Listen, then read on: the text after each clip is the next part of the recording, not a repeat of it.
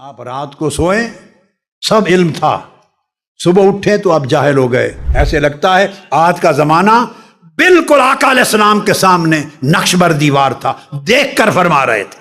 کیا اس زمانے میں قرآن موجود نہیں ہوگا؟ امام بخاری نے ایک باب قائم کیا ہے، کیف یقبض العلم، کہ علم کیسے اٹھا لیا جائے گا، علم کیسے چھین لیا جائے گا۔ یہ باب قائم کیا امام بخاری نے۔ یہ باب نمبر 34 ہے، اور اس سے پہلے ایک باب نمبر 21 ہے، وہ کہتے ہیں باب رفع العلم وظہور الجہل، ان من اشراط الساعۃ ان یرفع العلم ویثبت الجہل۔ اور دوسری روایت حدیث کی لائی ہیں ان یقل العلم ویظہر الجہل، قیامت کے قریب ہونے کی علامتوں میں سے ایک یہ بھی علامت ہوگی کہ علم اٹھا لیا جائے گا اور جہالت پھیلا دی جائے گی۔ یہ علم اٹھا لیا جائے گا اور جہالت پھیلا دی جائے گی۔ امام بخاری یہ باب قائم کر چکے ہیں اور حدیثیں بیان کر چکے ہیں۔ اب اگلے باب میں باب قائم کیا کہ علم کیسے اٹھا لیا جائے گا، چیپٹر 34۔ اس میں آقا علیہ السلام کی حدیث لائے ہیں۔ حضور علیہ السلام نے فرمایا، عبداللہ بن عمرو بن العاص کی روایت ہے کہ آقا علیہ السلام نے فرمایا، ان اللہ لا یقبض العلم انتزاعا ینتزعہ من العباد۔ آقا علیہ السلام نے فرمایا کہ علم اٹھا لیا جائے گا۔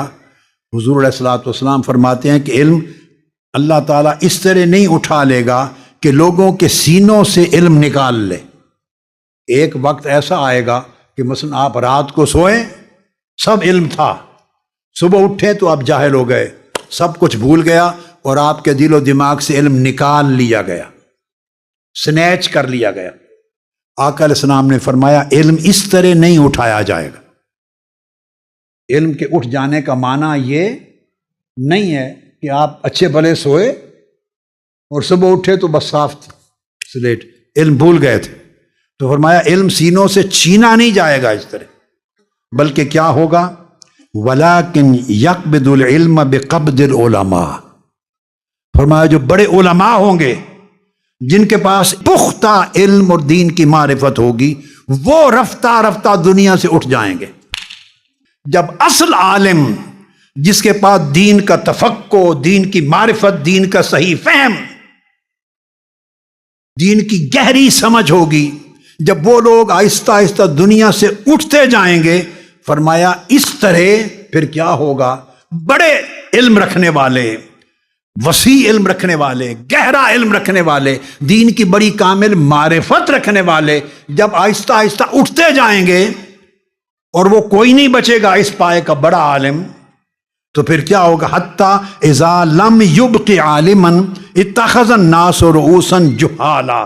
تو جب بڑے علماء نہیں بچیں گے تو لوگ جاہل لوگوں کو اٹھا کر علم کی مسند پہ بٹھا لیں گے، ان کی تقریریں سنیں گے۔ یہ صحیح بخاری کی حدیث ہے۔ یہ سوشل میڈیا کے دور کی طرف آقا علیہ السلام اشارہ فرما رہے ہیں۔ جب باسند علماء، دین کی اصل معرفت اور تفقہ رکھنے والے علماء جب اٹھتے جائیں گے، دنیا سے رخصت ہوتے جائیں گے، تو کوئی نہیں بچے گا۔ تو وہ لوگ جو اصل میں جاہل ہیں، جن کے پاس اصل قرآن اور حدیث کی معرفت ہی نہیں، جاہل ہیں، ان جاہلوں کو لوگ اٹھا کر سر پہ بٹھا لیں گے، ان کو عالم بنا دیں گے، ان کو علم کی مسند پہ بٹھا دیں گے، وہ تقریریں کریں گے، لوگ ان سے مسئلے پوچھیں گے۔ اب حدیث کے لفظ سنیے، فَسُئِلُوا فَأَفْتَوْا بِغَيْرِ عِلْمٍ۔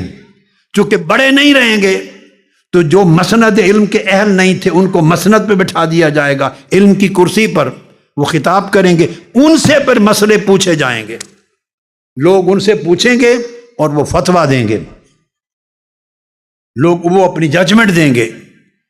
فَضَلُّوا وَأَضَلُّوا، حالانکہ ان کے پاس اصل پختہ علم نہیں ہوگا، سٹل وہ لوگوں کو اپنی ججمنٹ دیں گے۔ یہ ہو رہا ہے آج کے زمانے میں۔ ایسے لگتا ہے آج کا زمانہ بالکل آقا علیہ السلام کے سامنے نقش بر دیوار تھا، دیکھ کر فرما رہے تھے، دیکھ کر فرما رہے تھے کہ لوگ جاہلوں کو علم کی مسند پہ بٹھا لیں گے اور جاہلوں کو عالم سمجھیں گے، پھر ان سے سوال کریں گے اور وہ بغیر علم کے جواب دیں گے، لوگوں کو گمراہ کریں گے۔ اور فرمایا فَضَلُّوا وَأَضَلُّوا، وہ خود بھی گمراہ ہوں گے اور لوگوں کو بھی گمراہ کریں گے۔ یہ آج ہو رہا ہے۔ کویسچن یہ ہے، اگر علماء سے علم سیکھنے کی ضرورت نہیں اور آپ علماء کو اتھارٹی نہیں مانتے، اکابر ائمہ کو، اب کون سے ائمہ، میں ان کی طرف اس کی اگلی سٹیپ پر آ رہا ہوں۔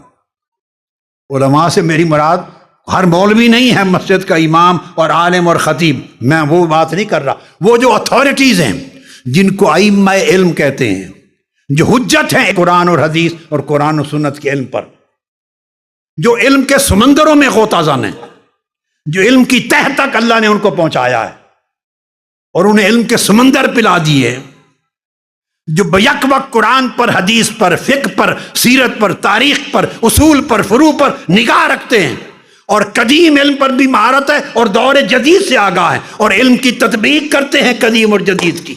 اگر ان لوگوں کی ضرورت نہیں اور ہمیشہ علم صرف قرآن کے ٹیکسٹ اور حدیث کے ٹیکسٹ سے مل جانا کافی ہے، تو یہ جو بات آقا علیہ السلام نے فرمائی، تو کویسچن یہ ہے کہ کیا اس زمانے میں قرآن موجود نہیں ہوگا؟ جب فرمایا کہ علم اٹھا لیا جائے گا، کیا اس زمانے میں قرآن دنیا میں موجود نہیں ہوگا؟ قرآن موجود ہوگا۔ کیا حدیث نبوی موجود نہیں ہوگی؟ بولیے، موجود ہوگی۔ صحیح بخاری، صحیح مسلم، ابو داؤد، ترمذی، نسائی، یہ سب کتب موجود نہیں ہوں گی؟ یہ کتب غائب نہیں ہو جائیں گی۔ قرآن بھی موجود ہوگا، کتب حدیث بھی موجود ہوں گی۔ قرآن اور حدیث کی کتب کے موجود ہونے کے باوجود آقا علیہ السلام نے فرمایا علم اٹھا لیا جائے گا۔ کیوں؟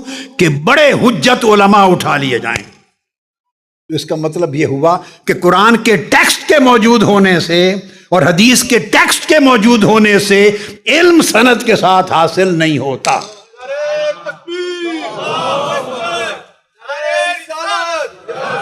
ورنہ جس زمانے کا آقا علیہ السلام نے ذکر فرمایا اور علامات قیامت کی بات کی، قرآن بھی اس زمانے میں موجود ہوگا۔ قرآن کسی زمانے میں زمین سے غائب نہیں ہوگا۔